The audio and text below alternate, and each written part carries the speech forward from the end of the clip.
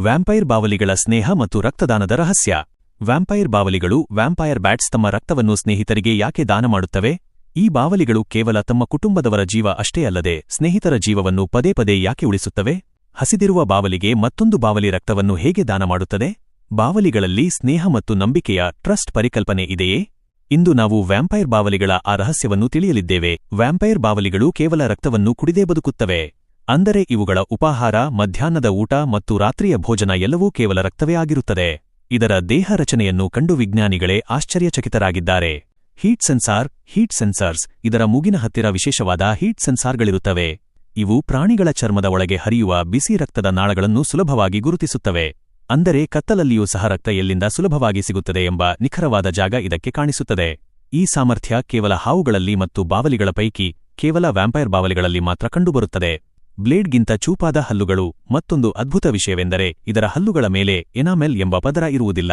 ಹಾಗಾಗಿ ಇದರ ಹಲ್ಲುಗಳು ವೈದ್ಯರು ಬಳಸುವ ಬ್ಲೇಡ್ಗಿಂತಲೂ ಹೆಚ್ಚು ಚೂಪಾಗಿರುತ್ತವೆ. ಇವು ಹಸು, ಕುದುರೆ ಅಥವಾ ಮೇಕೆಯ ಚರ್ಮವನ್ನು ಕಚ್ಚಿದಾಗ ಆ ಪ್ರಾಣಿಗಳಿಗೆ ಸೊಳ್ಳೆ ಕಚ್ಚಿದಷ್ಟು ಅನುಭವವಾಗುವುದಿಲ್ಲ. ಎಲ್ಲಕ್ಕಿಂತ ಶಾಕಿಂಗ್ ವಿಷಯ ಈಗ ಬರುತ್ತದೆ. ಇದರ ಲಾಲಾರಸದಲ್ಲಿ ಸಲಿವಾ ಡ್ರ್ಯಾಕ್ಯುಲಿನ್ ಎಂಬ ಜಾದೂ ಪ್ರೋಟೀನ್ ಇರುತ್ತದೆ. ಇದಕ್ಕೆ ಕೌಂಟ್ ಡ್ರ್ಯಾಕ್ಯುಲಾ ಹೆಸರನ್ನು ಇಡಲಾಗಿದೆ. ಈ ಕೆಮಿಕಲ್ ರಕ್ತ ಹೆಪ್ಪುಗಟ್ಟಲು, ಫ್ರೀಜ್ ಆಗಲು ಬಿಡುವುದಿಲ್ಲ. ಇದರಿಂದಾಗಿ ಪ್ರಾಣಿಯ ಗಾಯವು ತೆರೆದೇ ಇರುತ್ತದೆ ಮತ್ತು ರಕ್ತ ನಿರಂತರವಾಗಿ ಹರಿಯುತ್ತಿರುತ್ತದೆ. ಒಂದು ಪ್ರಮುಖ ವಿಷಯ, ಇಂದು ವಿಜ್ಞಾನಿಗಳು ಇದೇ ಡ್ರ್ಯಾಕ್ಯುಲಿನ್ ಬಳಸಿ ಹಾರ್ಟ್ ಅಟ್ಯಾಕ್ ಮತ್ತು ಬ್ರೈನ್ ಸ್ಟ್ರೋಕ್ ಕಾಯಿಲೆಗಳಿಗೆ ಔಷಧಿಯನ್ನು ಸಿದ್ಧಪಡಿಸುತ್ತಿದ್ದಾರೆ. ಅಂದರೆ ಯಾವ ಬಾವಲಿಯನ್ನು ಕಂಡು ಜನ ಹೆದರುತ್ತಾರೋ ಅದೇ ಬಾವಲಿ ಕೋಟ್ಯಂತರ ಜನರ ಜೀವ ಉಳಿಸಲಿದೆ. ಆದರೆ ಅಸಲಿ ಕಥೆ ಈಗ ಶುರುವಾಗುತ್ತದೆ. ವ್ಯಾಂಪೈರ್ ಬಾವಲಿಗಳಿಗೆ ಒಂದು ದೊಡ್ಡ ಮಜಬೂರಿ ಕಷ್ಟ ಇದೆ. ಒಂದು ವೇಳೆ ಇವುಗಳಿಗೆ ಸತತವಾಗಿ 2 ರಿಂದ 3 ರಾತ್ರಿಗಳು ರಕ್ತ ಸಿಗದಿದ್ದರೆ ಇವು ಹಸಿವಿನಿಂದ ತರಬಾರಿ ಸತ್ತು ಹೋಗುತ್ತವೆ. ಕಾಡಿನ ನಿಯಮದ ಪ್ರಕಾರ ಪ್ರತಿ ರಾತ್ರಿ ಎಲ್ಲರಿಗೂ ಬೇಟೆ ಸಿಗುವುದಿಲ್ಲ. ಒಮ್ಮೊಮ್ಮೆ ಹವಾಮಾನ ಖರಾಬ ಇರಬಹುದು ಅಥವಾ ಪ್ರಾಣಿಗಳು ಸಿಗದೇ ಇರಬಹುದು. ಅಂತಹ ಸಂದರ್ಭದಲ್ಲಿ ಹಸಿದ ಬಾವಲಿ ಏನು ಮಾಡಬೇಕು? ಇಲ್ಲಿಂದಲೇ ಪ್ರಕೃತಿಯ ಅತ್ಯಂತ ಸುಂದರವಾದ ಆಟ ಶುರುವಾಗುತ್ತದೆ. ಈ ಬಾವಲಿಗಳು ಗುಂಪಿನಲ್ಲಿ ವಾಸಿಸುತ್ತವೆ. ಒಂದು ಗುಂಪಿನಲ್ಲಿ 20 ರಿಂದ 100 ಬಾವಲಿಗಳಿರುತ್ತವೆ.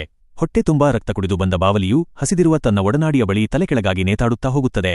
ನಂತರ ತನ್ನ ಹೊಟ್ಟೆಯಲ್ಲಿರುವ ದಪ್ಪಗಿನ ರಕ್ತವನ್ನು ಬಾಯಿಯಿಂದ ಕಾರಿ ನೇರವಾಗಿ ಆ ಹಸಿದ ಬಾವಲಿಯ ಬಾಯಿಗೆ ಹಾಕುತ್ತದೆ. ಮೌತ್ ಟು ಮೌತ್ ರಕ್ತದಾನ. ಇದು ಹಳ್ಳಿಯಲ್ಲಿ ನೆರೆಹೊರೆಯವರು ಹಸಿದಿರುವ ಸ್ನೇಹಿತರಿಗೆ ತಮ್ಮ ರೊಟ್ಟಿಯ ಅರ್ಧ ಭಾಗವನ್ನು ನೀಡಿದಂತೆಯೇ ಇರುತ್ತದೆ. ಇಲ್ಲಿ ಅತ್ಯಂತ ಆಶ್ಚರ್ಯಕರ ಸಂಗತಿಯೆಂದರೆ ಈ ಬಾವಲಿಗಳು ಕೇವಲ ತಮ್ಮ ರಕ್ತ ಸಂಬಂಧಿಗಳಿಗೆ ಮಾತ್ರವಲ್ಲದೆ ತಮ್ಮ ಪಕ್ಕಾ ಸ್ನೇಹಿತರಿಗೂ ರಕ್ತವನ್ನು ನೀಡುತ್ತವೆ. ಯಾರೊಂದಿಗೆ ಯಾವುದೇ ರಕ್ತದ ಸಂಬಂಧ ಇರುವುದಿಲ್ಲವೋ ಅಂತಹವರಿಗೂ ಸಹಾಯ ಮಾಡುತ್ತವೆ. ವಿಜ್ಞಾನದ ಭಾಷೆಯಲ್ಲಿ ಇದನ್ನು ರೆಸಿಪ್ರೋಕಲ್ ಆಲ್ಟ್ರುಯಿಸಂ ಎನ್ನಲಾಗುತ್ತದೆ. ಅಂದರೆ ನೀನು ನನಗೆ ಸಹಾಯ ಮಾಡು, ನಾನು ನಿನಗೆ ಸಹಾಯ ಮಾಡುತ್ತೇನೆ.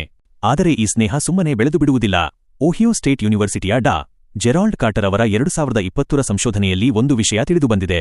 1. ಬಾವಲಿಗಳು ಮೊದಲು ಪರಸ್ಪರರ ಕೂದಲು ಮತ್ತು ರೆಕ್ಕೆಗಳನ್ನು ಸ್ವಚ್ಛಗೊಳಿಸುತ್ತವೆ, ಗ್ರೂಮಿಂಗ್ ಮಾಡುತ್ತವೆ. 2. ಈ ಮೂಲಕ ಅವು ಸಣ್ಣ ಸಣ್ಣ ನಂಬಿಕೆಯ ಪರೀಕ್ಷೆಗಳನ್ನು ಟ್ರಸ್ಟ್ ಟೆಸ್ಟ್ಸ್ ಮಾಡಿಕೊಳ್ಳುತ್ತವೆ. 3. ಪರಸ್ಪರರ ಮೇಲೆ ನಂಬಿಕೆ ಪಕ್ಕಾ ಆದಾಗ ಮಾತ್ರ ಅವು ರಕ್ತದಂತಹ ಅಮೂಲ್ಯವಾದ ವಸ್ತುವನ್ನು ಹಂಚಿಕೊಳ್ಳುತ್ತವೆ. ಮತ್ತೊಂದು ಹೃದಯಸ್ಪರ್ಶಿ ವಿಷಯವೆಂದರೆ ಗಂಡು ಬಾವಲಿಗಳಿಗಿಂತ ಹೆಣ್ಣು ವ್ಯಾಂಪೈರ್ ಬಾವಲಿಗಳು ಹೆಚ್ಚು ಉದಾರವಾಗಿ ಮನಸ್ಸು ಬಿಚ್ಚಿ ರಕ್ತವನ್ನು ಹಂಚಿಕೊಳ್ಳುತ್ತವೆ ಎಂದು ವಿಜ್ಞಾನಿಗಳು ಪತ್ತೆಹಚ್ಚಿದ್ದಾರೆ. ಇವುಗಳ ಸ್ನೇಹ ಕೇವಲ 1 ಅಥವಾ 2 ದಿನದ್ದಾಗಿರುವುದಿಲ್ಲ, ಬದಲಿಗೆ ವರ್ಷಗಟ್ಟಲೆ ಇರುತ್ತದೆ. ಕೆಲವು ಬಾರಿ ತಲೆಮಾರುಗಳಿಂದ ಜನರೇಷನ್ ಜೊತೆಯಾಗಿ ಒಂದು ಕುಟುಂಬದ ಬಾವಲಿಗಳು ಮತ್ತೊಂದು ಕುಟುಂಬದ ಬಾವಲಿಗಳಿಗೆ ಸಹಾಯ ಮಾಡುತ್ತಾ ಬರುತ್ತವೆ.